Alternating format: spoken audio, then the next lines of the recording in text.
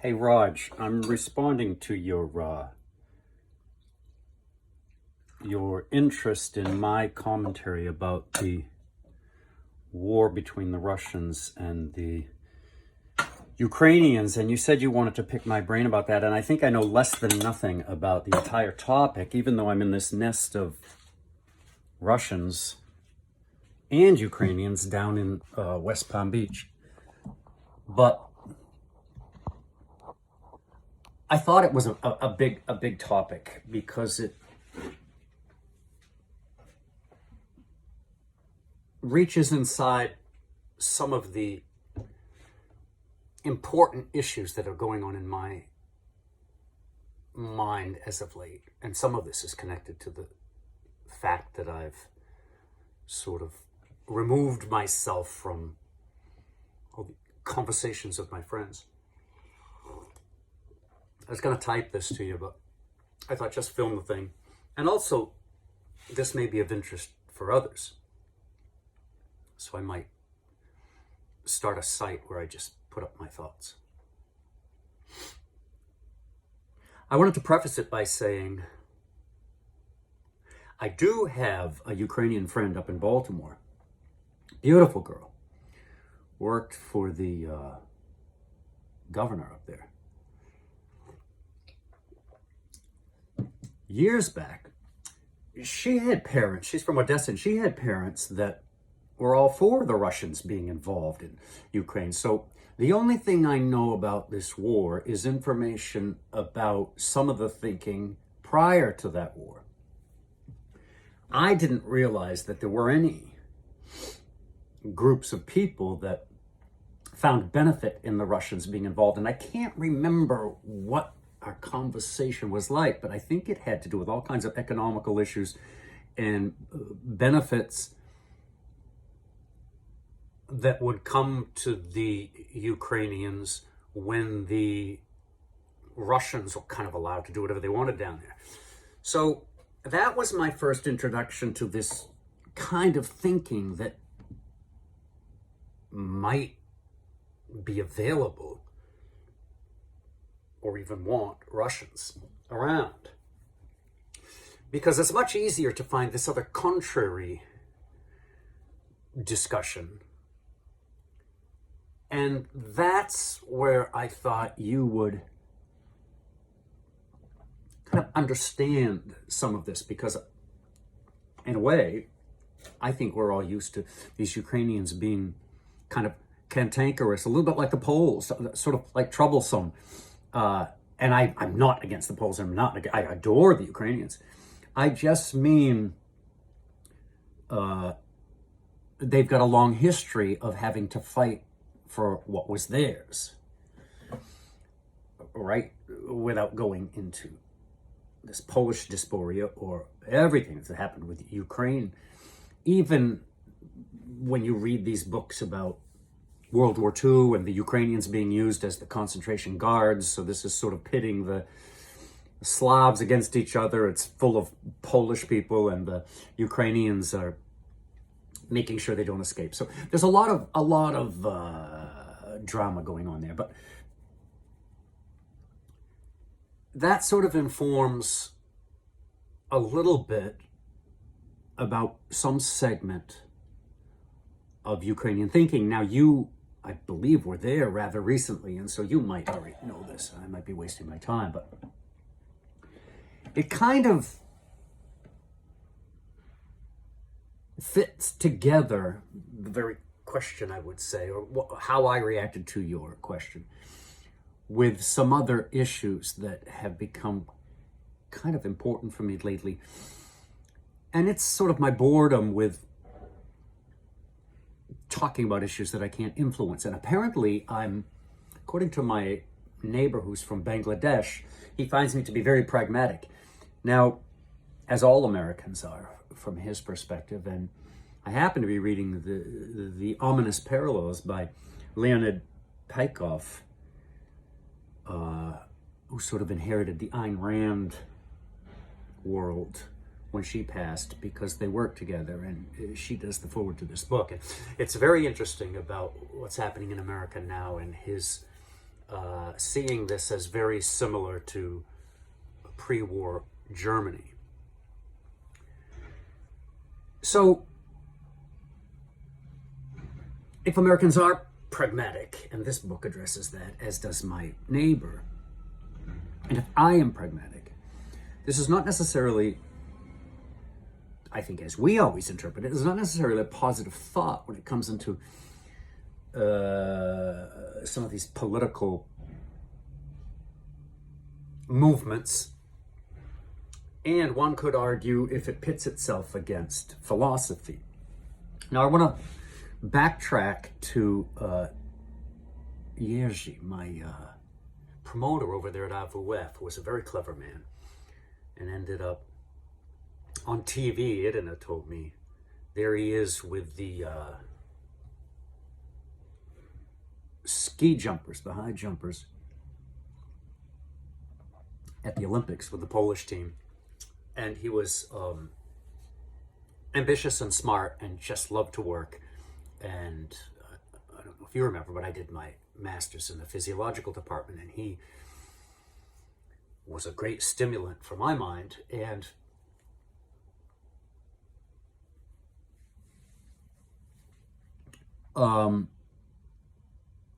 he said one day that he didn't want to work with anybody that wasn't actively studying philosophy and psychology.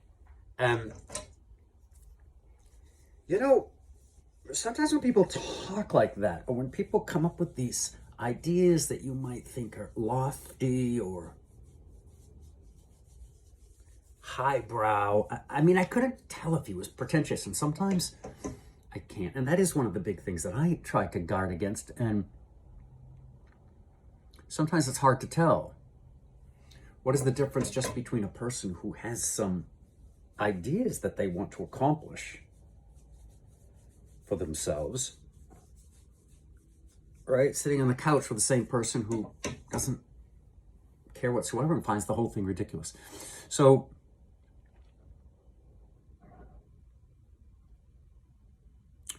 that comes to mind when I'm reading Peikoff, because this North American pragmatism without this philosophical base sort of rings a bell with me. Now, you know, having come back from Europe, as you know, maybe I had a conversation with Honey, and one of the problems is living in a couple of cultures you can just compare and be dissatisfied with North America. And all these shortcomings raise, and you can measure some good points from one culture by the other points of another culture. And so you can become sort of judgmental and maybe just disgruntled about America.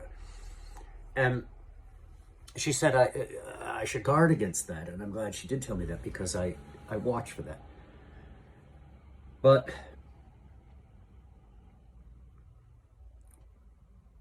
pragmatism, I lost my thought here. Pragmatism,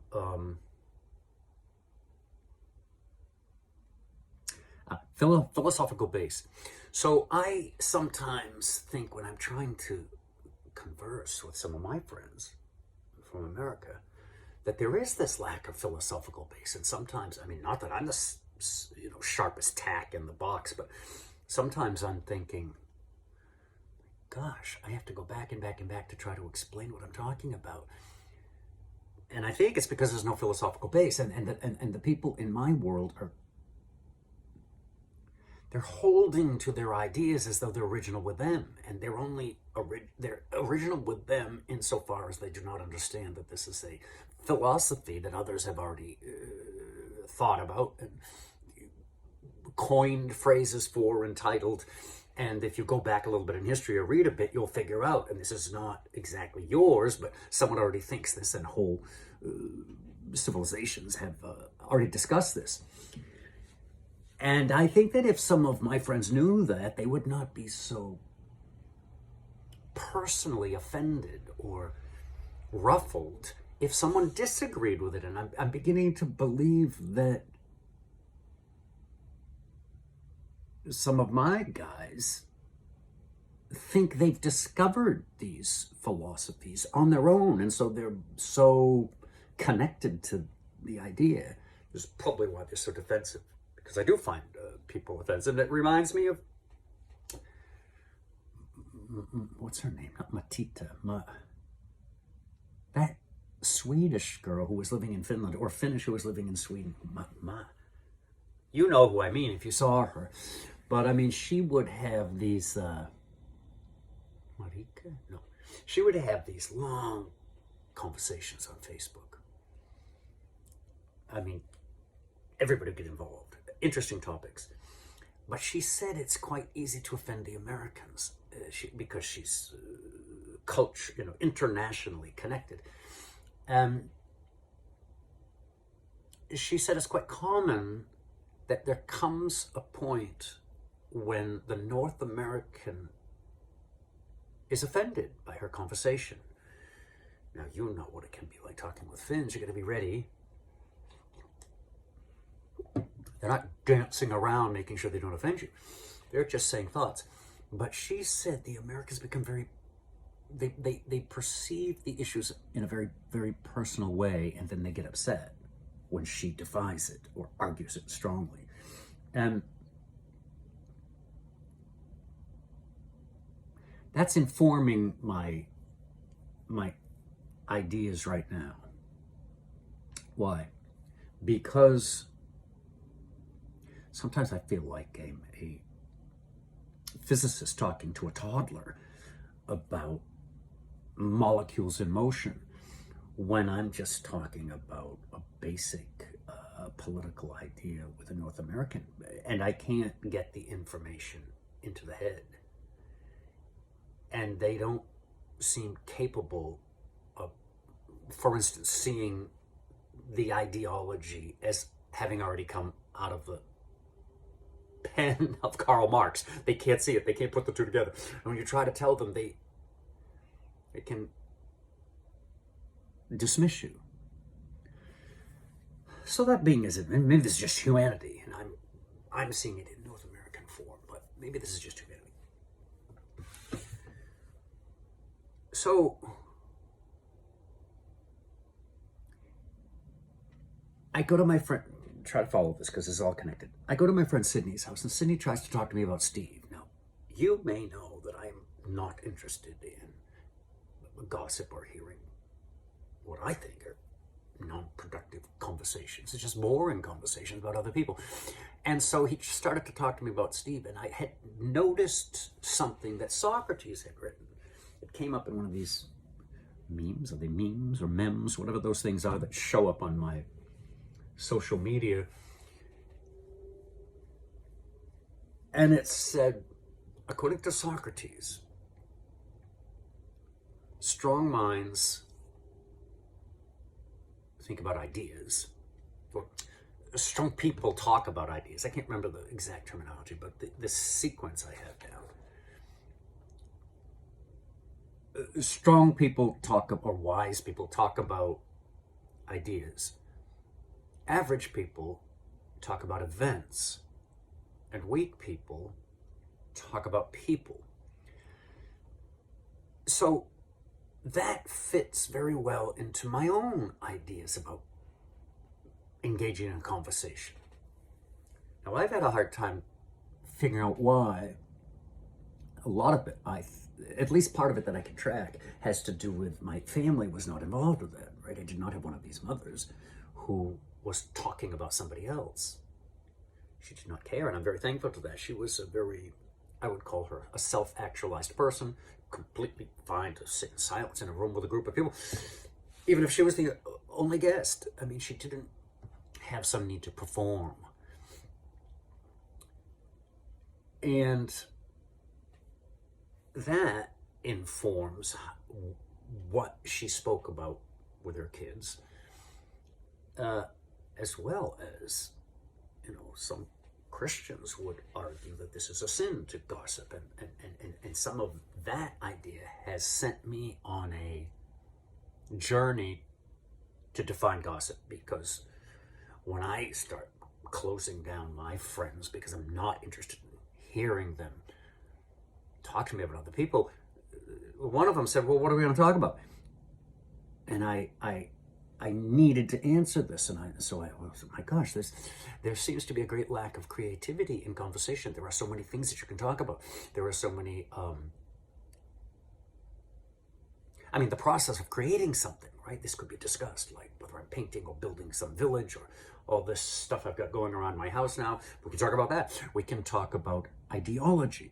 We can talk about maybe this is the pragmatic part, things that we can influence.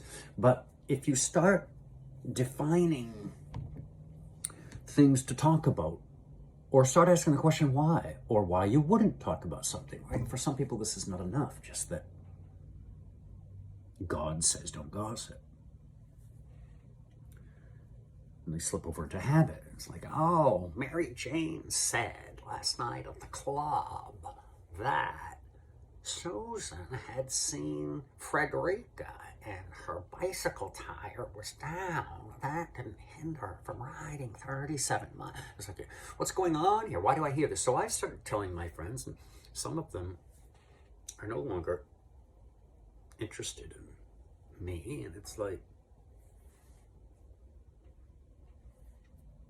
this is the price. This is the price to pay. I'm not interested in those conversations. So either I just avoid you, or at least you understand why. And in fact, you're an example. I communicated with you that I was retracting into reclusive behavior, monastic tendencies, for some reasons. And I thought this was a way to respect you, not just disappear silently or ignore your initiations. But since I think that, I told Sydney, and this is quite interesting for me, I discovered this. If Sydney left Stephen's name out of this conversation, the gossip, and simply said to me, I have a friend that was doing thus and such, he would have to, how to talk about this? He could catapult this, he could change the position. He could jump from weak mind to strong mind. If he left Steve's name out, he would not be a weak mind talking about a person, Steve, into ideology. It's like someone acted like this, right? So he could turn this into a form that was then an idea. Like the idea is, what do we do if a friend acts like this, or if a person talks like this? This throws this up into philosophy as opposed to gossip. Also, it helps me because then I don't need this information about Steve in my head next time I see him. Oh, Steve, God knows what, is an adulterer. And so then what for the rest of my life, every time I see Steve, and I think this was wholesale in our church as these pastors are trying to counsel these people. I'm not so sure this is a wise way to do things. And I'm trying to handle all of this because I don't think there's any evidence that information goes out of someone's head once it's in, right? I mean, if you know anything about that, let me know. But as far as I can tell, psychoanalysts, psychologists, all kinds of psychiatry is rather dealing with this constant that some traumatic event or damage happened at some point in the past of a person's life. And so their behavior is now thus and such. They would like this changed, so they have to go back and find the error in the raising or whatever and address it and see if we can untangle this or relive some things or try to make some different decisions by being in that memory. At least dig this up. I think this is the idea. So these are some of my thoughts, and they're significant, I think, because they inform daily speech. So I said to Sydney, if you can figure out how to eliminate the names of people and turn these into concepts that can be discussed ideologically or philosophically or psychologically, this will interest me. So on Sundays when I come over here to visit with you and your brother, I will not need to try to redirect the conversation into a place that satisfies me. But guess what? I do want to be satisfied in my conversations. So this is where my mind has gone, and I'm trying to go full circle back to Ukraine, because, and particularly down in with the Russians, they're like all exasperated about, because we have a lot of friends there and people I spent hundreds of hours with are now involved in this. And my perspective was rather, I don't want to say cavalier, but I think it could be interpreted as such. But my real thinking about the topic is, I'm not so sure I want to engage in conversation that doesn't lead to any effect. So what difference does it make, all these conversations about the war, the war, the war? It's like, it seems to me just like a new way to get excited about something. Right? It's I try to solve this. Like, what's going on in conversation? What are the people in need of feeling so that they talk about what? And I tried to inform them with the Russians that we're talking about, that are getting all exasperated and dramatic. I just didn't see any need for the conversation at all. Now, if the conversation had turned to, Nastya's there, what steps should we take to consider bringing her out?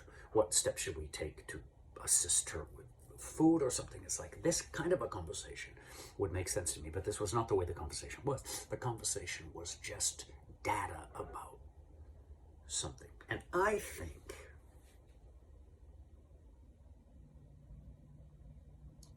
that emotional thing is of interest to, I don't know, some woman in her kitchen for a change, or why they're behaving in conversation the way that they are.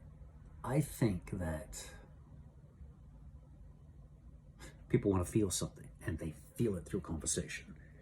And I think the lowest hanging fruit is some drama about your teenage kid, the neighbor's wife, the boss's secretary, a war in Ukraine. And I remember the judge, she was sort of appalled by the fact that she couldn't get me involved in political rhetoric. My perspective was, it's a waste of time. I mean, I'm affecting no one when I talk with a judge. She already has all these diametrically opposed perspectives to mine. And what was her, 20, 30 years older than me? I'm going to affect her and re-educate her? I don't think so. So,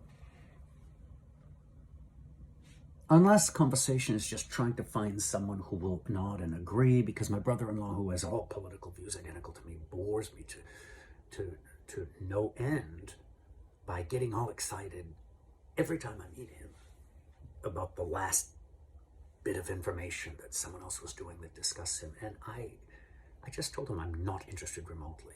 It's like, I don't need to be pet by somebody else with the same ideas. I already know these ideas, and however some person on Capitol Hill is defying them or implementing them, it has absolutely zero interest for me.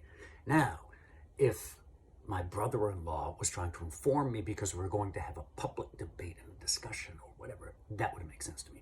Or if he said, but I'm trying to get 35 people to agree with me because I'm going to town hall to do this, that would make sense to me. Or if he said, I'm doing a report and I want to be able to say, and I talked to my brother-in-law, that would make sense to me. But it's not like that. It's all just yapping.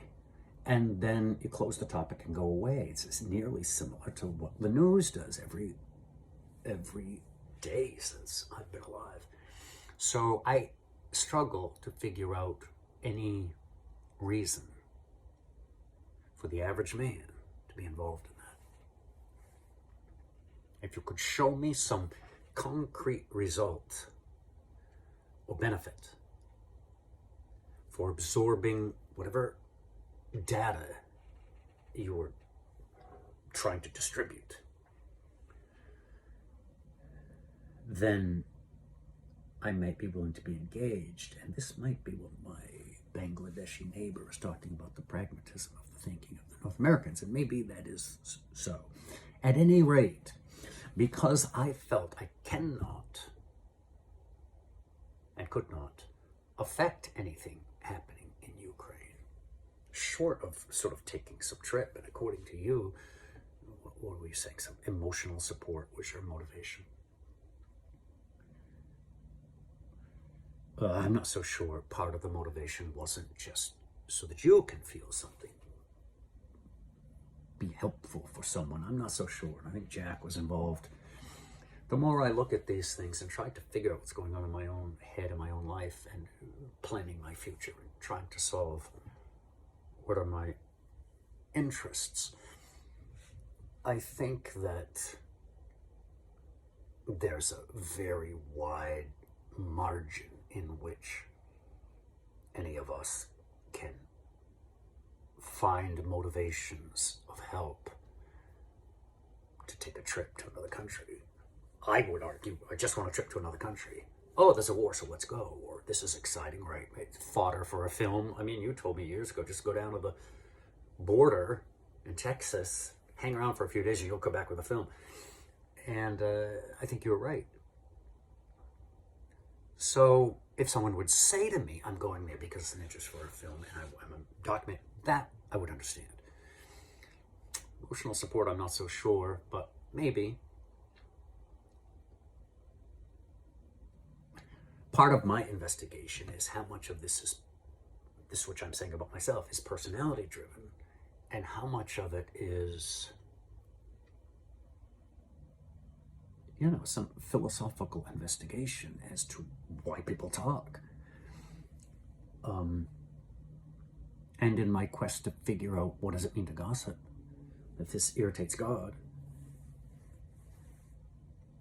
I would like to come up with an answer, because if I'm wrong in what is gossip, then I'm also incorrect in being agitated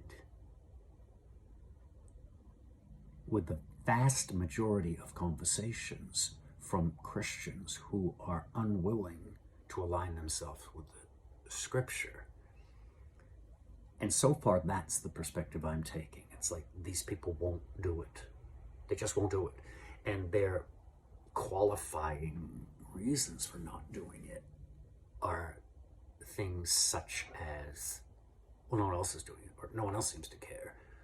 Right? This laissez-faire attitude about, I'll just tell you, but don't tell someone else, I'll talk about it, and it shows up constantly, and what they will not look at is the motivation, or even the intelligence that might be connected with avoiding that conversation. So since I can't find this, I'm trying to figure out, well, maybe I'm askew and I've got something completely wrong here. And so there's the side of me that's looking for answers in the Scripture, like what really was the behavior? But it's almost becoming akin to my idea that it may be more spiritual to not be so emotional about these topics.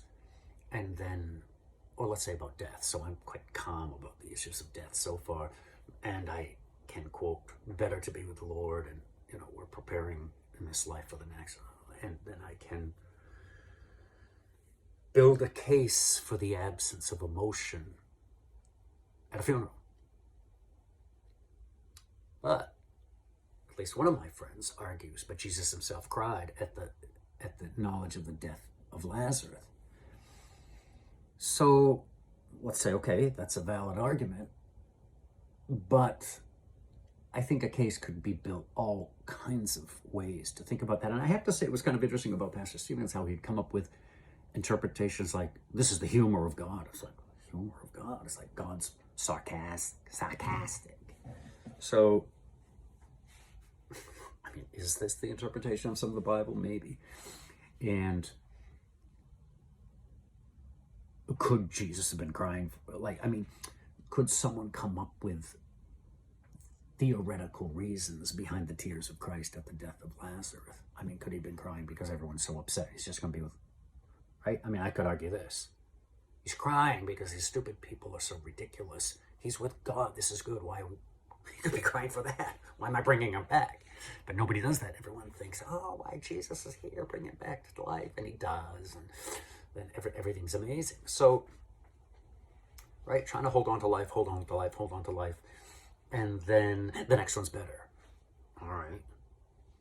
Right? This is the idea. Better to be with the Lord. These are the things informing me. And that's it.